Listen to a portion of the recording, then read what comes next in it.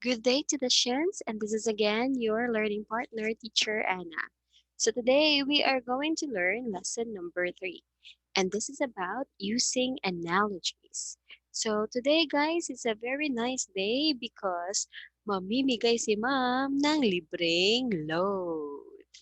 So if you are going to finish this video and you will type uh, everything or the important things that you have learned in our lessons, then kung sino yung pinakauna nga makatype sa ilahang natunan for this lesson, you will get a 50 peso load.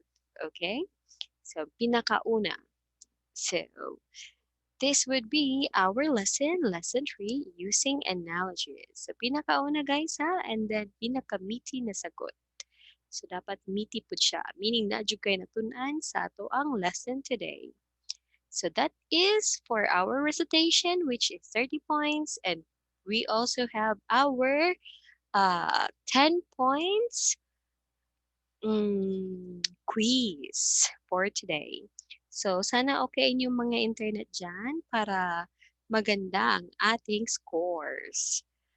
Now, let's go to our lesson.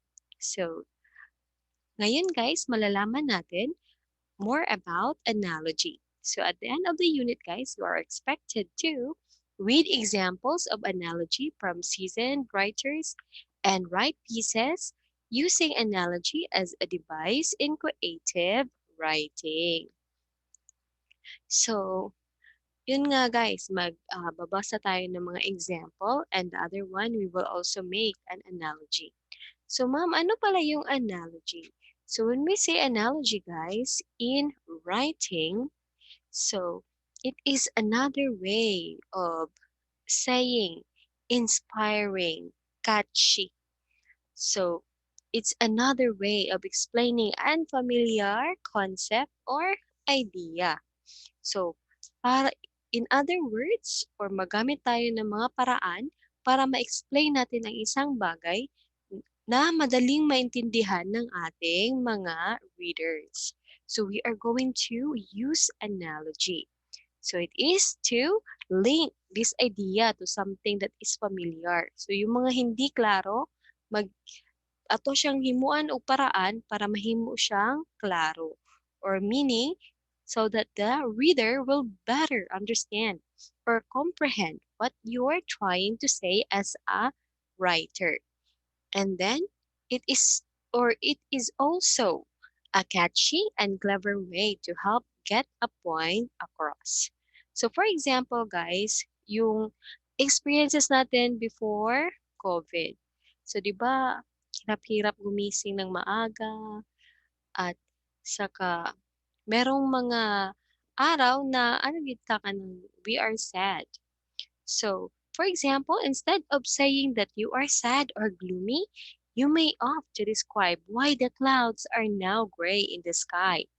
And then let's try to read the example text. So, if you have a book of CNE, wording the word, the art of creative writing, so that would be page 11. So, getting up early in the morning to go to class is like taking a bitter pill. You find ways and reasons not to do it or not to do it just yet. You struggle against yourself. Finally, you get up because you know you just need to. Just like swallowing the pill, you close your eyes just before you take it. Like closing your eyes before you open the door of the classroom. Ultimately, you do it because it is good for you. Pills will make you better just as attending your classes will do too. At the end of the day, you're just glad you did it. So just like ang pagskwela daw guys, or like getting up early in the morning to go to class is being compared like taking a bitter pill. So here guys, gumamit siya ng analogy. It is because it projects uh, direct or a painful emotion. Ang pagpasok sa eskwelahan, kailangan mong maaga kang gumising. Pero karon gusto na kayo mo eskwela kasi boring na kayo sa balay. So that is for analogy. So analogy then guys is an extended comparison between two things. So kung ano siya, extended pa gyud na comparison sa duha ka butang. And then a lot of writers or seasoned writers often use analogies. So ginagamit yun sa mato ang mga seasoned writers. Especially if you have read Pride and Prejudice, uh, Shakespeare's, Romeo and Juliet. So those are uh, heavy novels na ginagamitan ng analogy. Sometimes they use analogies just because the emotions, so bigat kaayo ang emotion, no? The emotions are either too direct or painful that they need to project their ideas to other things. That's why. Now, let's go to the next one. So that is analogy. So to write a good analogy, paano para pala sulat na isang maganda or a good analogy? So try to create easy to understand imagery. If you're trying to explain to your reader how one is similar to another, you have to make sure the example you're using is common and easily understood. The point of an analogy is to encourage deeper thought. Uh, So here guys, in the first phase, so paano pala pag magkaroon ng isang magandang analogy? So una guys, kailangan natin ng easy to understand imagery. So using our senses, even layman's can really understand what they are implying. So kung ano sa to'y gusto nga ipasabot sa writer, basin pag ang isang simple nga tao dali na makasabot ana. So kinahanglan nato magkaroon ta og easy to understand na imagery. Second, we need also to work to compare and contrast. So isa gyud ni siya sa mga ginagamit as a effective imagery. So, di ba mas dali masabtan ang isa ka butang kung makabalot ta kung unsa ilahang kaparehas or ilang similarities o unsa ilahang differences. Mas dali na to siya masabtan. Think about the idea you're trying to get across. So, una-una mo, unsa day ang idea ang gusto nimo nga ma-come up? When trying to find something commonplace to compare it to, think about the possible connections. So, from the step one, so you need to think about the possible connection going to step two. So, kani siya nga mga similarities and differences, guys, it will really evoke with a powerful image. It will also makatabang po ni siya nga dali lang masabtan sa ato ang mga reader ang imuhang gusto na ipasabot. That is for how to write a good analogy. Need to compare and contrast. Next is think of ways to inspire. So mo na siya ang mga analogy. So like just what we have read in going to school is just like taking a bitter pill. So basin pag paitin na siya, kinahanglan mo na siya inward. It is because you want to be healed. Okay? So that is another example or good example of analogy that it's used to inspire. Okay? It's used to inspire the student na kinahanglan siya nila mo eskwela. So, here guys, it is really nice to explain and as well inspire the reader in a powerful way. So, kinahanglan mo siya masabtan or ipasabot sa imuhang mga reader. Nganong kinahanglan ni, nganong inani ang step by step, nga nahitabo sa iyang kinabuhi. It is because of something that molding him or her. So, nindot siya guys, it is because the writer are really inspiring. Katong mga ideas na dili klaro, when you imuha na siya i-connect into something inspiring, then magiging klaro siya. It would be a vivid image and just like watching a video nga maka-inspire siya. Maybe in the first tanaw nimo wala pa kay nimo siya nasabtan. Pag ikaduha nimo nga tanaw, dito nimo sabtan and then dito ra ka makahilak. It is because you really grasp the idea nga inspiring to siya nga story. So just like that. So always remember these 3 points, guys, which is how to write a good analogy. So first, you need to create easy to understand imagery. Second, you need to compare and contrast.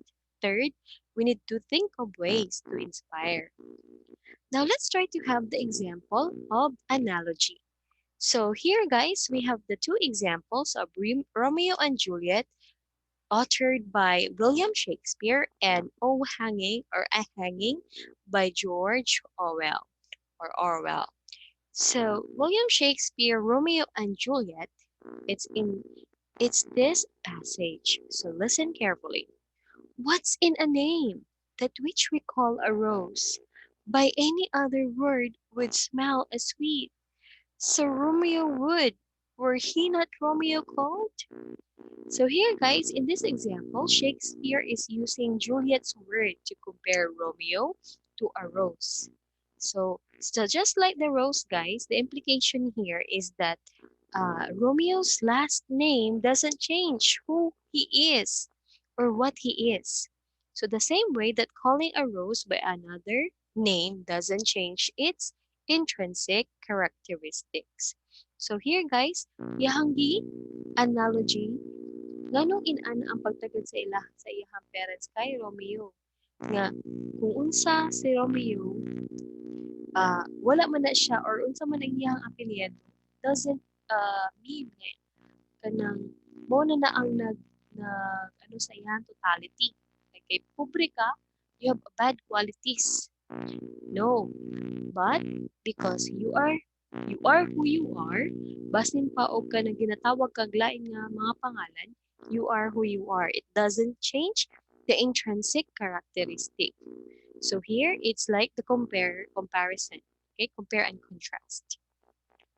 Now, analogies can also be less logical. So, less lang kayang logic and then gamay lang kailang connection.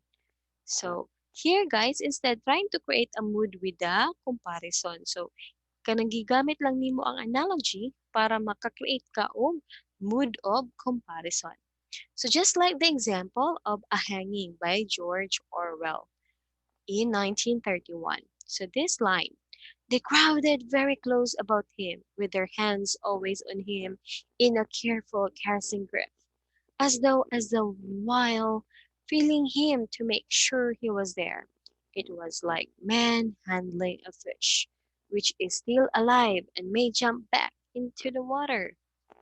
So here, guys, Orwell makes a comparison between a dead man and a fish. So yahangi kuan so kung imo siya una na o layo ra kayo ang comparison sa kapatay nga tao versus a fish. So unsa na iyang gina-evoke diri? So he is trying to evoke not a new idea, guys, but a sense of supernatural. So kanang 'di ba kung mabuhi ang isa kapatay nga tao, it's really a supernatural. It's a miracle. So by suggesting that any moment the man could come back to life and wriggle out of the crowd's hands. So, iyang ginasuggest nga unta mubalik to iyahang loved one or katong dead man. And then sagol siya sa crowd. And then even though there's a tendency nga mubalik na pud siya or mawala na pud siya kalit. So just like a fish, nakot ni mo nga fish nga buhi, pero na siya tendency nga mubalik dito sa dagat or jump back into the water. So here guys, even though it is just a less logical, pero ang iyang gina-emphasize diri is to create a mood of or with the comparison. Okay? Para lang maano nimo ba ang kanang mood, 'di ba kung mangisda ka is like it's a very happy moment kung makabingwit ka og isda. So mao po na siya sa iyaha. Like it's a very happy moment kung mabuhi lang ang tagbalik ang iyahang loved one. Pero even though there's a chance nga mawala siya kalit. So just like a fish who can jump back into the water. So that is an example of analogy, guys. So thank you so much, Licians, for listening to our lesson today. So now let's go to lesson number 4. Always remember to study. Try to write down or type down your recitation below the comment section. And so that the first one who will type his or her answer will get a 50 peso loan. Thank you so much, traditions. Let's go to lesson 4. Bye.